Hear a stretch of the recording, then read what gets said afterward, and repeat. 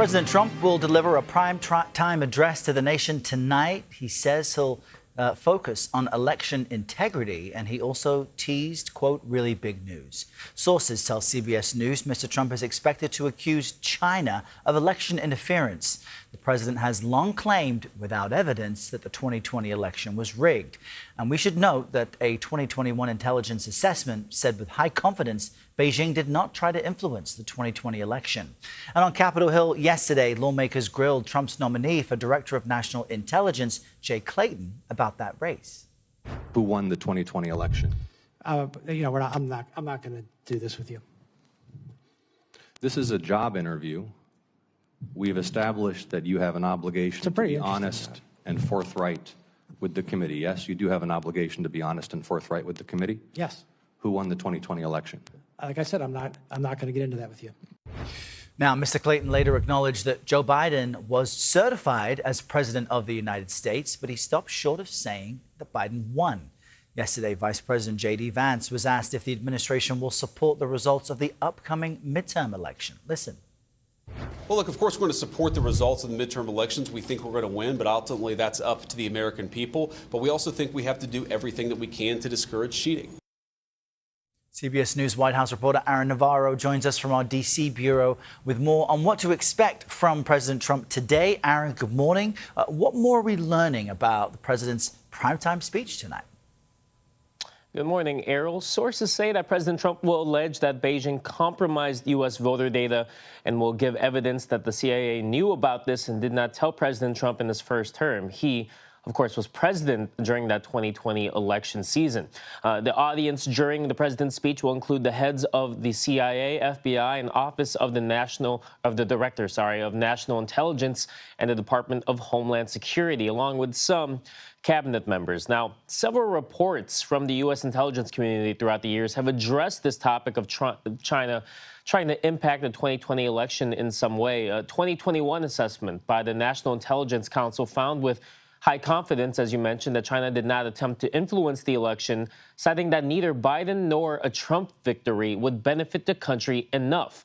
Intel agencies also found China did not interfere with election infrastructure, including vote counting.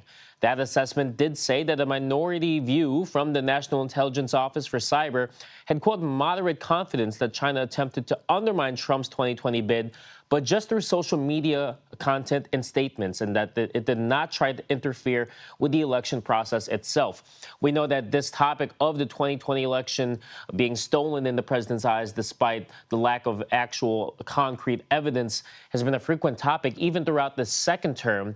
The White House says that any reporting about the president's speech before it happens is speculation, and said that viewers, Americans, will just have to tune in to find out what he has to say. All right, really important clarification there and fact-checking. Aaron Navarro kicking off our coverage from Washington. Aaron, thanks. Let's bring in CBS News election law contributor David Becker for more on this. David, good morning. A short time ago, we heard Democratic Senator Ossoff press Mr. Trump's DNI pick, Jay Clayton, on the 2020 election. We just want to play now a bit of his exchange with Democratic Senator Mark Warner. Do you deny that Joe Biden won the 2020 election?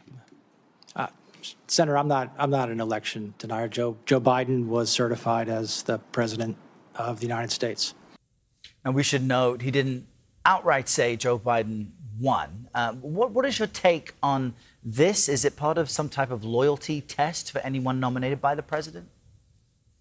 Well, it appears so. I mean, we've seen a parade of nominees for a variety of very important positions in the cabinet come before the Senate and use this exact language. Joe Biden was certified as the winner of the 2020 election. But when asked if Donald Trump won the 2016 or 2024 elections, they will come right out and say accurately that Donald Trump did win those elections. And I mean, he's interviewing for a position that is incredibly important in this administration, that is relevant to the speech that the president is going to give tonight. The president is very focused on so-called election integrity, even though our elections are very secure. And I don't think it's too much to ask if nominees for these positions are connected to reality and can say that Donald Trump won in 2016, Joe Biden won in 2020, and Donald Trump won in 2024. Those are just facts. Those have been verified multiple times.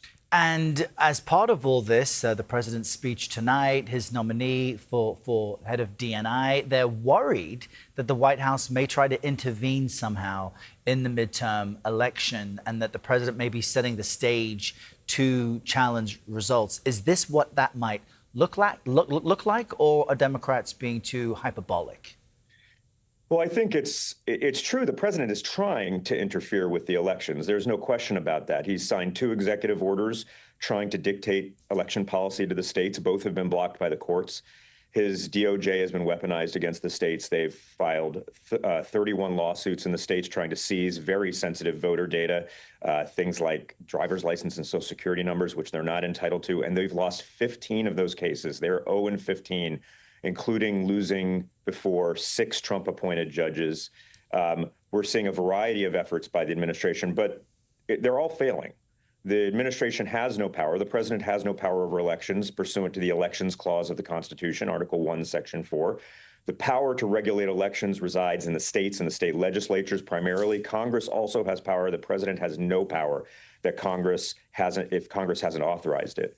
And so I think it's likely the president's going to continue through disinformation and through various attempts to try to interfere in the elections, but it's failing. And we're seeing that in the primaries right now, which are going very well thanks to the election officials, Republicans and Democrats throughout the country, in the states and counties all over the nation. All right, David Becker giving us some important context there, joining us from Washington this morning. David, thanks. Thank you.